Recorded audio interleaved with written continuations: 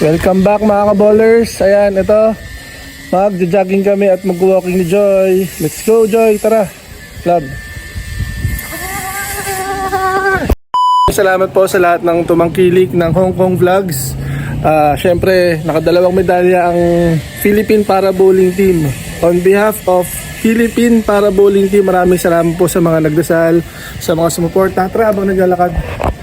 Sa mga nagbigay ng support sa amin, moral support, dasal. So sa pamilya namin, sa mga friends namin, sa mga nanonood dito sa Ka-Baller, maraming salamat. Nakadalawang bronze po tayo. Si Kim tsaka si Kuya Sam sa doubles, at si Jaime tsaka si Kuya August sa doubles event din ng wheelchair. So yun, maraming salamat po and sana sa Malaysia makasama po ulit, and sana yung susunod na tournament namin mas marami pang medal at hindi lang bronze, at sana silver o gold pa makuha ng Philippine Para Bowling Team.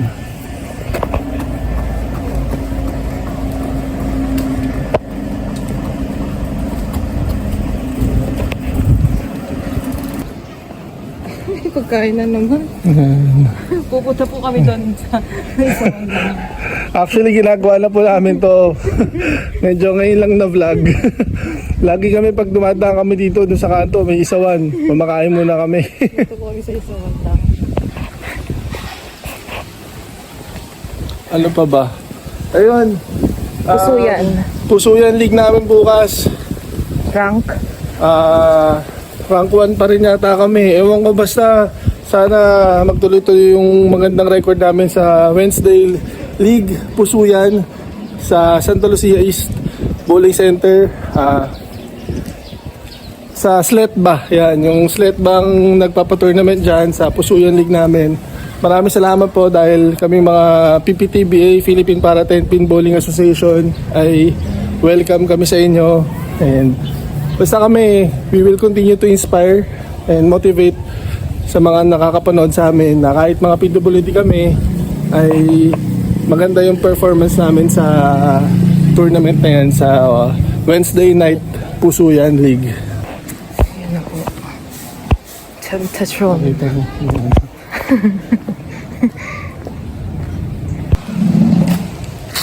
Nandito po kami sa Gloria Diaz Street, dito sa amin sa aming subdivision. So yun, tuloy-tuloy lang po ang aming ang physical conditioning. Yan si Joy. Pangalawang beses ko na po sa isang araw. Pangalawang beses si Joy, kaninang umaga nagja-jogging din yan. So tulog pa ako noon dahil din ako, naghatid ako sa mga anak ko sa school. So ayan, si Joy sumasama din sa akin sa hapon. Light workout na lang. Actually ako din, medyo light workout lang din kasi hindi na ako kaya ko pa naman makapag-sprint, pero hindi na masyado ko tulad dati nung kabataan ko. Sobrang bilis ko tumakbo. Happy Fiesta po dito sa namin, lugar namin. Hindi ko alam kung anong dito pero fiesta po sa amin.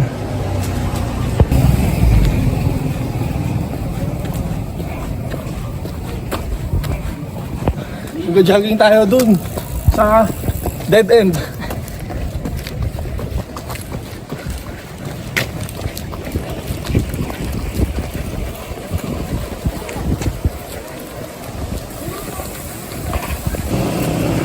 Ayan, sayang po itong bahay dito, dilapidated na.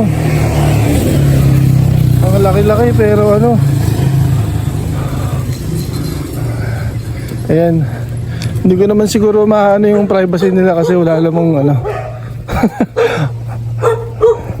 ayan, doon kami sa dulo. Labang ganda tayo sa dulo.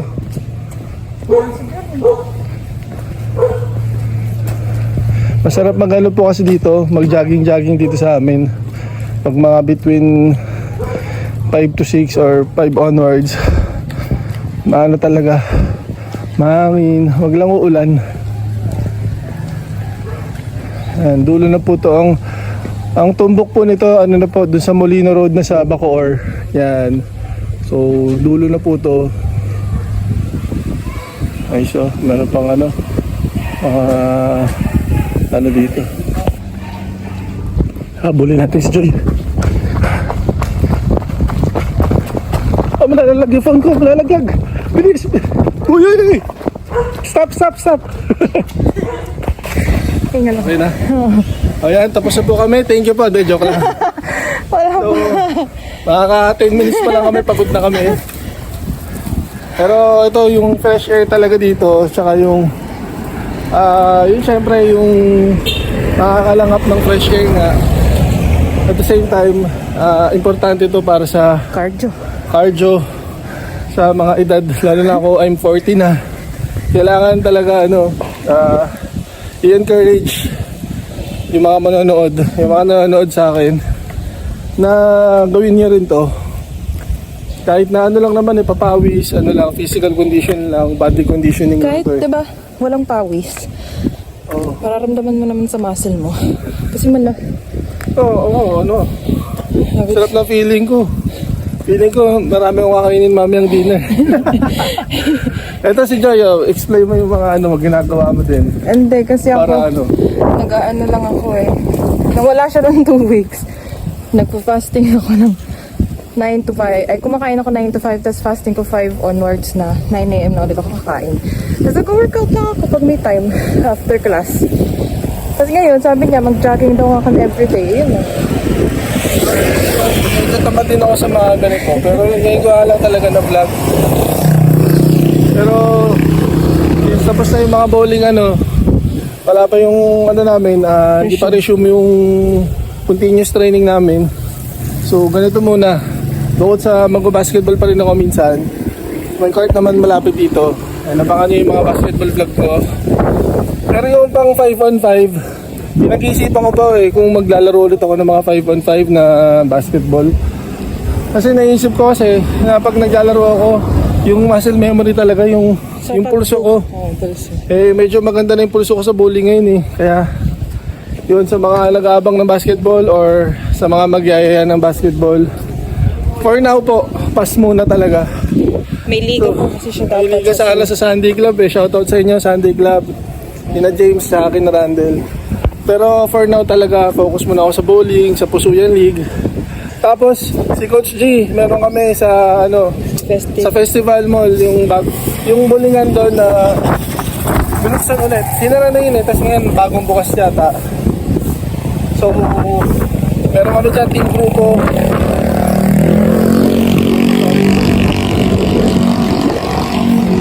Speaking of team grupo, yun, sa hearing yun hearing aid yun So, yung team grupo, so kami nila Coach G, sana matuluyan, pero sana this February na ito ma-upload sana matuloy na yan. Another content sa mga vlogs ko sa bowling. So tuloy-tuloy lang po. So yun, walking and jogging lang kami. Takbo! Hi! Dito naman tayo sa maliwanag na street kay Annette Liwanag.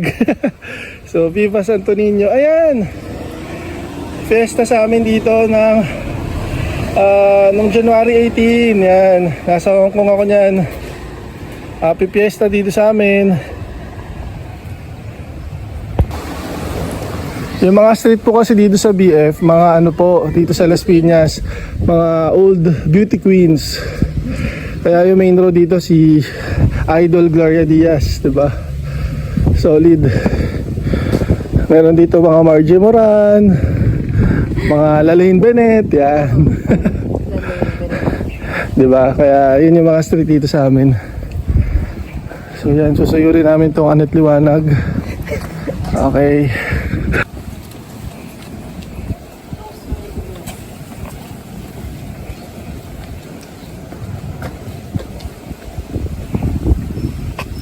Meron pang Rosemary de Vera. Ganda ng mga bahay dito.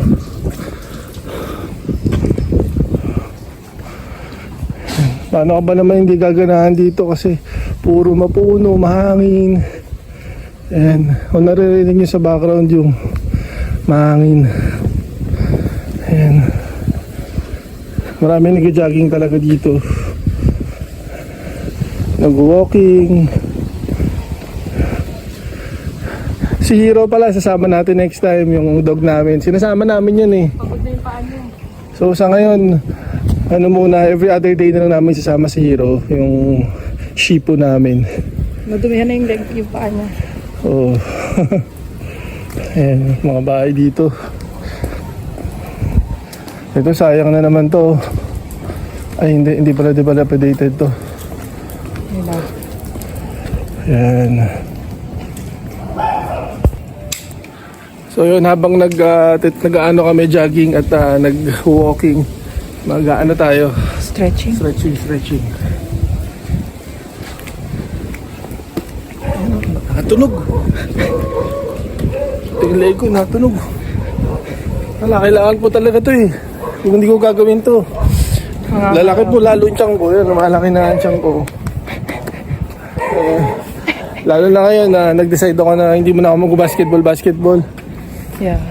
Kung mag-basketball naman ako, siguro mag-shooting list lang ako. Mag-vlog kami ni Joy, ni Javier, yung anak ko. So sa ngayon, Ganito na lang. ganito muna. Kasi kesa naman sa nagmumukmuk sa bahay kasi hindi naka-medal. Hindi, joke lang. Masaya naman po ako kasi nagka-medal po yung buong Philippine Para Bowling Team. Sa World Cup po ito World Championships. Kaya lagi ko pong sasabihin sa inyo yan, proud po talaga ako sa natamo ng aming Philippine Para Bowling Team. Sa coaches namin sa Philippine Sports Commission, Chairman Richard Bachman, Commissioner Bongku. Maraming salamat po sa suporta nyo. Siyempre sa Philispada na rin, Philippine Sports Association for Differently Abled, thank you po. Sa kay Mike Barredo. And siyempre sa presidente namin kay Caro Ben San Diego, maraming salamat po. Siyempre Coach George and Coach Benshir, thank you po sa inyo. Sana magtuloy-tuloy ang mga practice. Sana may schedule na. Sana mas maaga. Pero syempre, lagi naman kami ready. Yun. Kaya ako, nag-ano tayo lang, nag-ganito tayo, papakondisyon. Para always ready tayo pag tinawag tayo. So siguro nakailang minutes rin tayo. Okay na siguro. Okay. Para makapag-focus na kami sa aming hangarin ngayong araw na to. Thank you guys for watching. Don't forget to like, share, and subscribe for the Couplers page. Subscribe, padagdag ng subscribe. Thank you po, thank you. Bye-bye. Be smart and motivated. Bye. Oh, takbo na. Wag na. Bye.